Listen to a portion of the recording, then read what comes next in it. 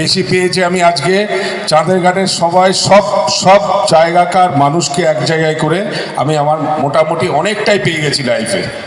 সবাইকে আমি এক জায়গায় করতে পেরেছি, সমস্ত ধর্ম বর্ণ এবং সমস্ত প্ল্যাটফর্মের লোককে এক জায়গায় করতে পেরে আমি আজকে ধন্য। আজকে যে মহান উদ্যোগ, এই উদ্যোগকে আগামী দিনে যেন আমরা কন্টিনিউ রাখতে পারি তার আশীর্বাদ আপনাদের কাছে চাইছি। যে এই স্বল্প পরিসরে নিজের আর্থিক কষ্টার্জিত পয়সায় আমি আমার নিজের সামাজিকভাবে দুস্থ মানুষের পিছনে আমি এটা কমিটেড, আমি এটা করব। আমি আমার নিজের চেতনা থেকে এটা করি, আমি মন থেকে করি এবং আপনাদের সহযোগিতা আমার কাম্য। আপনারা সব সময় আমার পিছনে সামনে এইভাবে থাকবেন। আমি মানুষের সাথে চলবো, মানুষকে নিয়ে চলবো, মানুষের কথা শুনবো। আমি অন্য কিচ্ছু চাই না।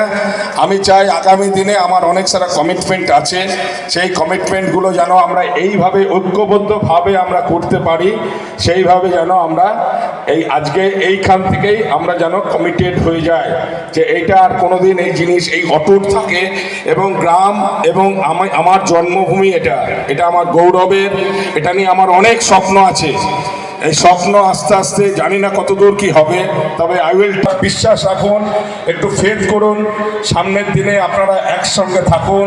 আশা করি অনেকটা দূর আমরা এগিয়ে যেতে পারবো। হ্যাঁ, এরপরে আমরা আরেকটা জিনিস যেটা সামাজিক, যে আমরা এই দুস্থ লোকের পিছনে আরও কিছু প্রকল্প পরিকল্পনা আছে, তার সঙ্গে এইবার আমরা সামাজিক সংস্কারের কাজও করব। সামাজিক সংস্কার বলতে গেলে এমন কিছু করব যাতে আমাদের সমাজটা যেন উন্নততর সমাজ হয়, যেন আরজি করার মতো ঘটনা না হয়। এমন টাইপের এরকম কিছু মানুষ আছে আমাদের মধ্যে, তাদেরকে আমাদের চিহ্নিত করতে হবে। সেটা আমাদের নিজের কাজ।